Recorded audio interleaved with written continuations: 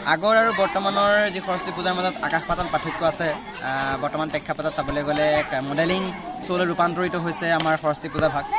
আগতে এটা বেলেগ ধৰণৰ পৰিৱেশ আছিলে, যিটো পৰিৱেশে আমাক নিজেই সৰস্বতী পূজা ভাগলৈ মানে আকৰ্ষিত কৰিছিলে। কিন্তু আগৰ দুৰ্গা পূজাতকৈ এইবাৰ দুৰ্গা পূজাত কিছু পৰিমাণে আগৰ সৰস্বতী পূজাতকৈ এইবাৰ সৰস্বতী পূজাৰ কেনেকুৱা দেখিছে? আগৰ ৰূপটোতকৈ এইবাৰ কেনেকুৱা হৈছে? মানে ইয়াৰ যিবোৰ আকৰ্ষণটো, সেই আকৰ্ষণৰ প্ৰতি কেনেকুৱা মানুহৰ লক্ষ্য হৈছে বা ছাত্ৰ ছাত্ৰীসকলৰ লক্ষ্য হৈছে, কেনেকৈ ধৰণে আগবাঢ়িছে? খুব এটা ভাল। আগৰ তুলনাত বৰ্তমানৰ সৰস্বতী পূজাৰ তুলনাত যথেষ্ট এটা ডাঙৰ এটা পাৰ্থক্য আমি দেখিবলৈ পাওঁ। আগৰ সৰস্বতী পূজাবিলাকত ছাত্ৰ ছাত্ৰীসকলৰ শিক্ষাগুৰুসকলে আপোন পাহৰা হৈ অংশগ্ৰহণ কৰিছিলে।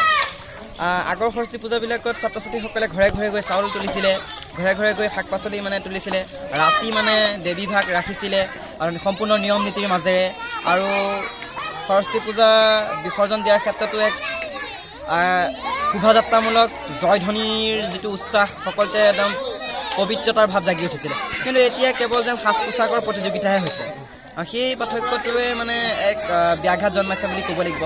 সৰস্বতী পূজাৰ ক্ষেত্ৰত এক ব্যাঘাত, এক যেন বিপদ মাতি আছে, তেনেকুৱা এটা অনুভৱ হয়। এই ক্ষেত্ৰত আচলতে আমাৰ অভিভাৱকসকল সচেতন হ'ব লাগিব। তেওঁলোকৰ ল'ৰা ছোৱালীবিলাকক আধুনিকতাৰ মাজতে ঠেলি দিব লাগিব, তৎসত্ত্বেও কিন্তু ব্যৱধান ৰাখিব লাগিব। আমাৰ সৰস্বতী পূজাৰ যি ঐতিহ্য পৰম্পৰা, সেইবোৰ অক্ষুণ্ণ ৰাখিব লাগিব। অকল কেৱল DSLR কেমেৰাত প্ৰতিচ্ছবি অধিক আকৰ্ষিত ৰূপত তুলিবলৈ সৰস্বতী পূজা নহয়। সৰস্বতী পূজাৰ যিটো আধ্যাত্মিকতা, যিটো নৈতিক সচেতনতা, যিটো সামাজিক একতা আৰু সম্প্ৰীতিৰ যিটো বান্ধোন, সেই বান্ধোনটো কটকটীয়া হ'ব লাগিব। আৰু গুৰু শিষ্যৰ মাজৰ যিটো সম্পৰ্ক, সেই সম্পৰ্কটো আৰু অধিক ক্ষিপ্ৰতৰ হ'ব লাগিব। তেতিয়াহে আমাৰ সৰস্বতী পূজাৰ যিটো পালন কৰাৰ নীতি নিয়ম অব্যাহত থাকিব বুলি ভাবিছোঁ। আমাৰ শেষত আমি বেলগুৰি সূৰ্যোদয় সমাজী বিকাশ কেন্দ্ৰ, বেলগুৰি গাঁওৰক্ষী বাহিনী বেলগুৰি প্ৰাথমিক বিদ্যালয় 1971 চনতে প্ৰতিষ্ঠা হৈছিলে।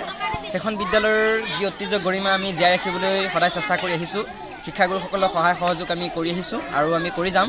আৰু লগতে আমাৰ সৰস্বতী পূজাৰ যি ঐতিহ্যৰ পৰম্পৰা, সেই পৰম্পৰাক আধুনিকতাৰ চাক নৈয়াত আমি হেৰাই যাবলৈ নিদি আমি সম্পূৰ্ণ নিয়ম নীতিৰে আমি পালন কৰিবলৈ আমি চেষ্টা কৰিম। আৰু উঠি অহা কণ কণ শিশুসকলকো সেই বাৰ্তাৰে আগন্তুক দিনবোৰত লৈ যাবলৈ আমি চেষ্টা কৰিম। পুনৰবাৰ অসমবাসীক এই সৰস্বতী পূজাৰ আজি মাঘৰ যি পঞ্চমী